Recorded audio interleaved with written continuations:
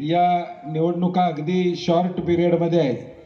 23 दिवसाचा कार्यक्रम आहे आणि पुढच्या 8 दिवसामध्ये 3 तारखेला प्रचार संपणार आहे, 5 तारखेला मतदान होणार आहे आणि म्हणून एक एक तालुक्यात जायला वेळ लागणार. म्हणून आज म्हणलं शिरोळपासून आपण सुरुवात करू, नरसिंहवाडी बसनं दत्ताचा आशीर्वाद त्या ठिकाणी घेऊया आणि जिल्ह्याच्याच शुभारंभाची सुरुवात इथं झाली असं म्हणायला काय हरकत नाही,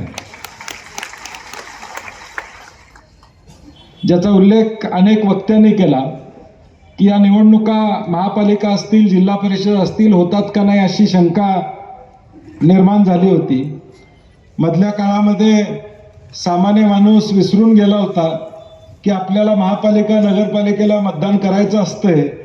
एवढा वेळ या निवडणुकीला लागला होता, परंतु या सुप्रीम कोर्टाच्या निर्णयामुळे सुदैवानं या निवडणुका लागल्या आणि ग्रामीण भागाच्या विकासाचं चक्र ज्या जिल्हा परिषदच्या माध्यमातून चालतं त्याचा निर्णय आता येणाऱ्या 5 तारखेला होणार आहे. मगाशी शेट्टी साहेब आम्ही अतिग्रहामध्ये होतो त्यावेळी देखील आम्ही सगळ्यांनी सांगितलं की बऱ्याचदा ग्रामपंचायतचा आमचा संबंध येतो, जिल्हा परिषद पंचायत समितीचं आमचं काय काम आहे असं वाटतं, परंतु ज्या काही योजना आहेत, ज्या काही गोष्टी ग्रामीण भागाच्या विकासाच्या आहेत त्या सगळ्या गोष्टी ह्या जिल्हा परिषद पंचायत समितीच्या माध्यमातूनच तुमच्यापर्यंत येत असतात. आज एखादी लस द्यायचं असेल तर प्राथमिक आरोग्य केंद्रात जावं लागतं, आमच्या मुलामुलींना अंगणवाडीच्या शाळेत घालावं लागतं, जिल्हा परिषदच्या शाळेमध्ये आम्ही त्या ठिकाणी घालावं लागतं. ग्रामीण रुग्णालय ग्रामीण भागामध्ये सामान्य माणसांना आधार देण्याचं काम त्या ठिकाणी करतं.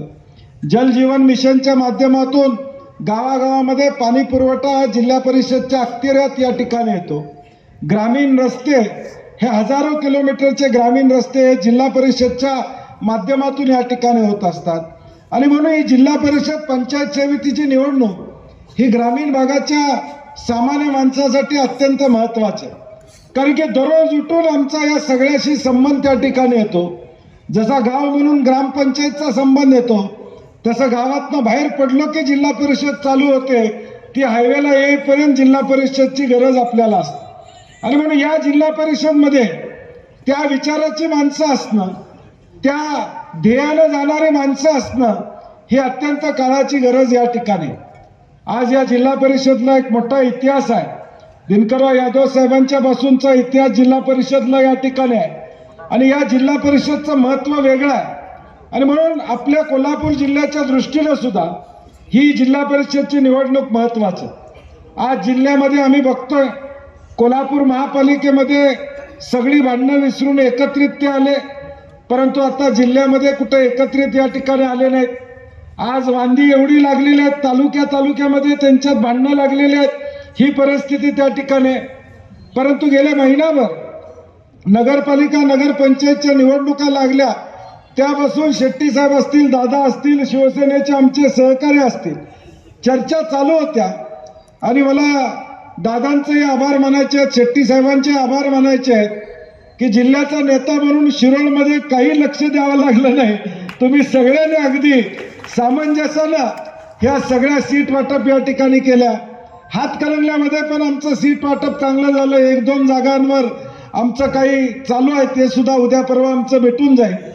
परंतु या जिल्ह्यामध्ये काँग्रेस असेल, शिवसेना उद्धव ठाकरे गट असेल किंवा राजू शेट्टी साहेब असतील, गडिंग्लजमध्ये आम्ही वंचित बरोबर त्या ठिकाणी आघाडी केलेले, इंडिया आघाडी म्हणून कागलमध्ये सुद्धा ही लढाई आम्ही प्रामुख्यानं शिवाजीराव मगदूम वगैरे शेट्टी साहेब सगळ्यांनी इंडिया अलायन्स म्हणून कागलमध्ये सुद्धा सीटा त्या ठिकाणी लावलेल्या आहेत.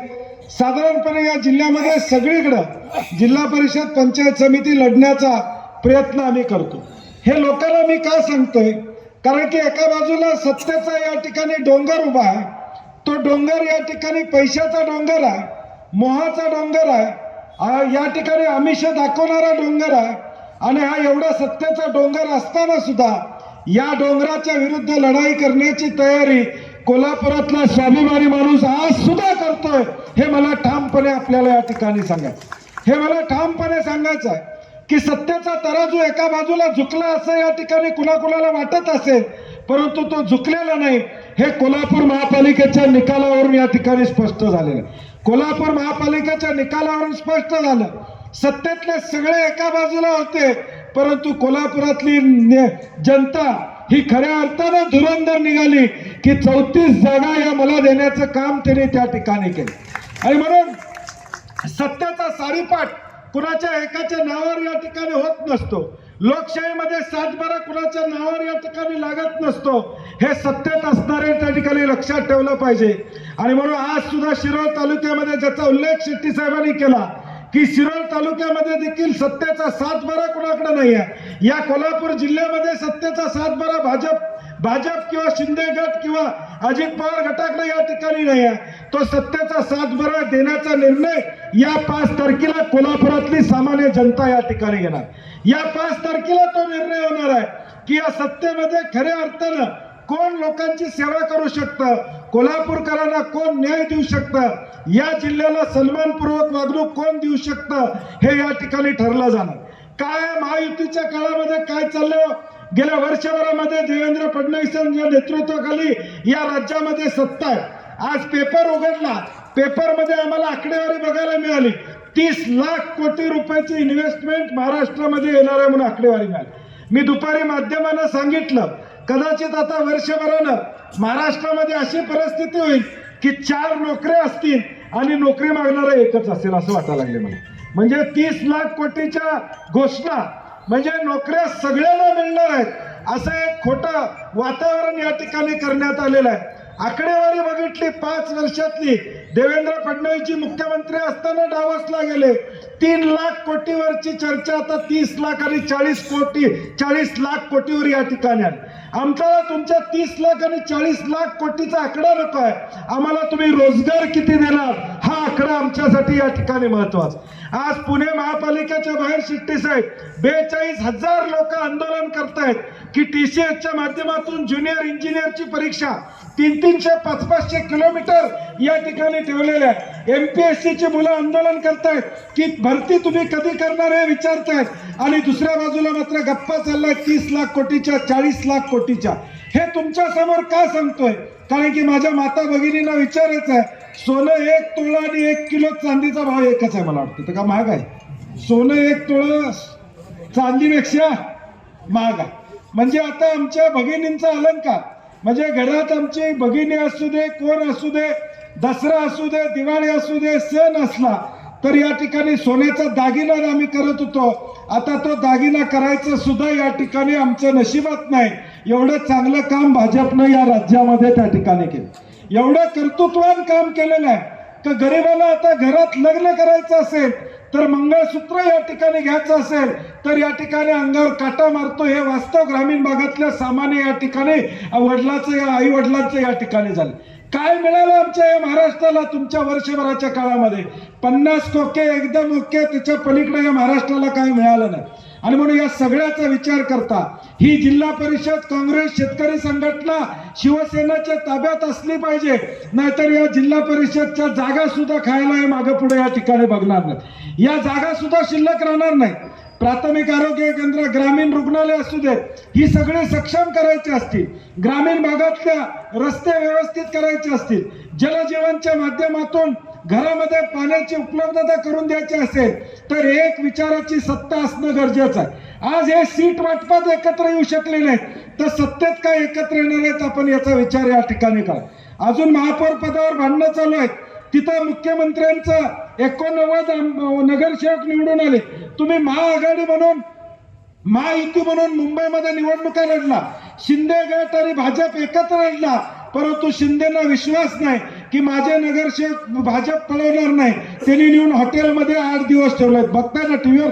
म्हणजे निवडून आलेल्या स्वतःच्या नगरसेवकावर विश्वास नाही, विश्वास असणार कसा?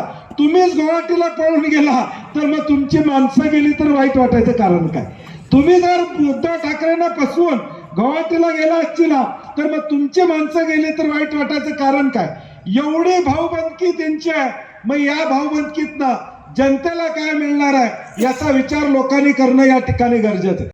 ह्यांना स्वतःसाठी ही सत्ता या ठिकाणी पाहिजे, स्वतःचे खिसे भरण्यासाठी राजू शेट्टी साहेब बोलले तसं स्वतःचे खिसे भरण्यासाठी या भाजपच्या शिवसेनेच्या लोकांना या ठिकाणी सत्ता पाहिजे. सामान्य माणसाचे दुःख पुसण्यासाठी या ठिकाणी नाही, सावरण्यासाठी यांना सत्ता नको आहे. आणि म्हणून माझी आपल्याला कळकळीची विनंती आहे, मागचा इतिहास काय झाला, लोकसभा विधानसभा सचिनने या ठिकाणी सांगितलं, झालेलं पान मागे टाकूया. विधानसभेला आम्हाला त्रास झाला, आपण मागे राहिलो, परंतु आता जिल्हा परिषदला मात्र माझी आपल्याला विनंती आहे, शेट्टी साहेबांनी सांगितलं तसं उद्या 7 तारखेला निकाल लागल्यानंतर सत्तेचं सूत्र या ठिकाणी शिरोळ तालुक्याकडे असलं पाहिजे. याची जबाबदारी आपण या ठिकाणी आम्हाला जिल्ह्यात बसून सुद्धा वाटलं पाहिजे की शिरोळमध्ये 100% निकाल लागलेला आहे. शिरोळला गृहीत धरल्याशिवाय जिल्ह्याचं राजकारण होणार नाही, अशी परिस्थिती येणाऱ्या 5 तारखेला आपण या ठिकाणी निर्माण करा. ही शिरोळच्या स्वाभिमानाची लढाई आहे, ही शिरोळच्या उद्याच्या अस्मितेची लढाई या ठिकाणी असणार आहे. ही अस्मिता जपायचं असेल तर उद्याच्या 5 तारखेला आपल्याला या ठिकाणी हे आमच्या सगळ्या उमेदवारांना निवडून देण्याचं काम करावं लागेल. आज भाजप हिंदुत्वाचा या ठिकाणी पाडा असते. काशीमध्ये आता अहिल्याबाई होळकरांनी बांधलेली मंदिरं तोडली जातात, आपण व्हॉट्सअपवर आणि टीव्हीवर या ठिकाणी बघतोय.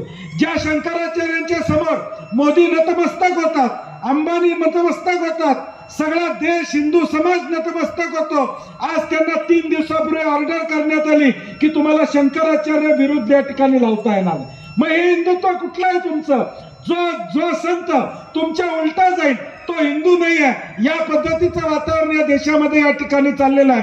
शंकराचार्य म्हणून मोदी साहेब त्यांच्या पुढे नतमस्तक झाले, असे अनेक व्हिडिओ आम्ही बघितले. आज ते शंकराचार्य ज्यावेळी काशीमध्ये मंदिरं पाडली जात आहेत त्याला विरोध करतायत, मुख्यमंत्र्यांना योगीनाथांना विरोध करतायत, त्यावेळी त्यांचा शंकराचार्य पदवी तुम्हाला वापरता येणार नाही, या पद्धतीचा आदेश या ठिकाणी येतो. म्हणजे याचा विचार आपण केला पाहिजे. उद्या म्हणतील आमचं आडनाव लावू नका म्हणून तुम्हाला आम्हाला सांगतील, अशी वास्तवता या देशामध्ये निर्माण. म्हणजे हे जे काही चाललेलं आहे हे सगळं हुकुमशाहीकडे जायचं काम या लोकांचं चाललेलं आहे. आणि म्हणून या सगळ्याचा परिणाम उद्याच्या भविष्यकाळात आपल्या जिल्ह्याच्या राजकारणावर व्हायला वेळ लागणार नाही, नरसिंहवाडीमध्ये व्हायला या ठिकाणी वेळ लागणार नाही. उद्या इथं सुद्धा फतवा निघेल की तुम्ही या ठिकाणी पुजारी म्हणून लावू नका, हे भाजप काय करतील या ठिकाणी सांगता येणार नाही. म्हणजे आज शंकराचार्याला शंकराचार्य लावता येणार नाही म्हणण्याचं धाडस या देशामध्ये ते करत असतील तर कुठल्या पातळीवर ही मंडळी जाऊ शकतात याचा विचार आपण करा. आणि म्हणून माझी विनंती आहे, काँग्रेस आणि शेतकरी संघटना, शिवसेना म्हणून आम्ही ताकदीनं तुमच्या पुढे या ठिकाणी आलेलो. 7च दिवस राहिलेले आहेत. उमेदवाराला घर टू घर पोहोचता येणार नाही, प्रत्येक उंबऱ्यापर्यंत पोहोचता येणार नाही. येणाऱ्या प्रत्येकानं आपला मतदारसंघ पाठ करावा, चिन्ह पाठ करावं आणि आमच्यात कुठलाही या ठिकाणी मतभेद नाही, सुसंवाद चांगला. आम्ही उमेदवार एकमेकाचे ट्रान्सफर केले किंवा तुम्ही तुमच्या चिन्हावर उभा करा, आमच्या चिन्हावर उभा करतो, परंतु जो कार्यकर्ता चांगला आहे त्याला बळ देण्याची भूमिका आम्ही घेतलेली आहे की पुढच्या 7 दिवसामध्ये आपण ताकदीनं आपापल्या जिल्हा परिषद मतदारसंघामध्ये या ठिकाणी जे चिन्ह असेल, जो उमेदवार असेल त्या उमेदवाराचं चिन्ह सांगण्याचं काम आपण निश्चितपणे येणाऱ्या भविष्यकाळात या ठिकाणी करावं. 7च दिवस शिल्लक आहेत. या ताकदीनं येणाऱ्या या निवडणुकीसाठी आपण सज्ज राहावं, ही पुन्हा एकदा विनंती या निमित्तानं करतो. आणि जाता जाता एवढंच सांगतो संजय रावांनी सगळ्यांना, उम्मीद मत छोड़ो, जब आपको लगेगा आप कुछ नहीं हो सकता. उम्मीद मत छोड़ो, जब आपको लगेगा आप कुछ नहीं हो सकता, तभी चमत्कार होगा और कांग्रेस और स्वाभिमानी शेतकरी संघटना और शिवसेना की सत्ता ही जिल्हा परिषद में आएगी. एवढंच या निमित्ताने सांगतो आणि माझे 2 शब्द संपवतो. जय हिंद, जय महाराष्ट्र. धन्यवाद साहेब. अशाच अपडेटसाठी SP न्यूज चॅनलला लाईक करा, शेअर करा आणि सबस्क्राईब करा.